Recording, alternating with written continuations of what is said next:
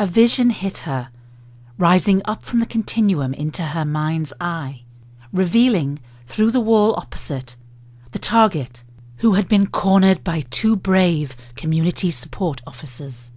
She could hear the target and his voice in her mind telepathically, a voice of panic, of determination to destroy, and like a scene from a movie, she entered the station concourse to discover a scene of utter chaos.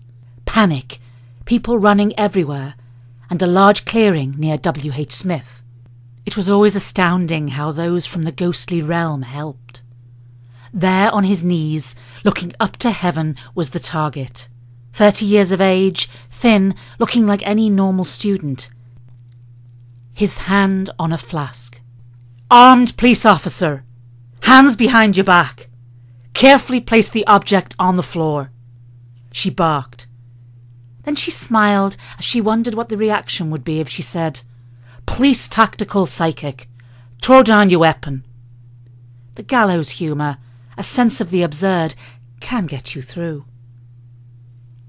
"Sierra 7, I have the target.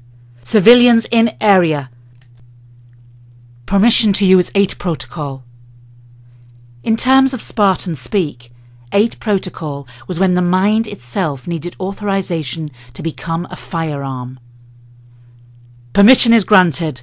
Please use telepathic engagement to talk him down first."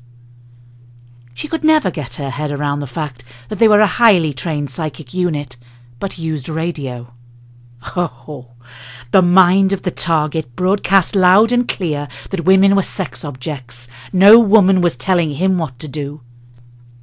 Amanda telepathically heard that loud and clear, and so hit him with a telepathic burst of assertiveness. Horror, resignation, shock, all appeared on the target's face when Amanda's voice boomed into his mind telepathically, telling him in Arabic to carefully place the weapon on the floor and put his hands behind his head. It was like something out of a science fiction movie. Except this was no movie. The target was being confronted for the first time by a tactical psychic officer on the streets of London. Amanda could hear his thoughts, that he was ready to die, and it looked as if a simple breaking of the glass with his hands would be all that was needed to turn Victoria Station into a biohazard.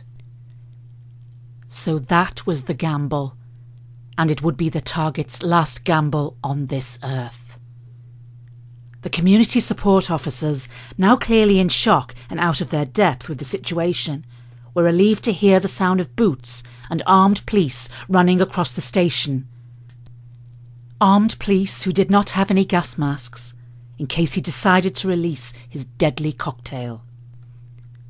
So, in his final gamble, the target quickly took his hands from behind his head. 20 seconds earlier, Amanda had precognitive images of this happening.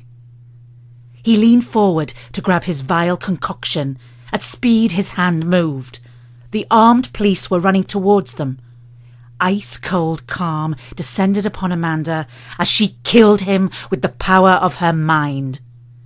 The target, his heart hit with a force he could not see, fell backwards to the ground in pain. It was brutal. It was a hard business. We see it on TV, the spy dramas where it all ends on a knife edge, and the characters never seem fazed by what they face. This was real life. This was no movie.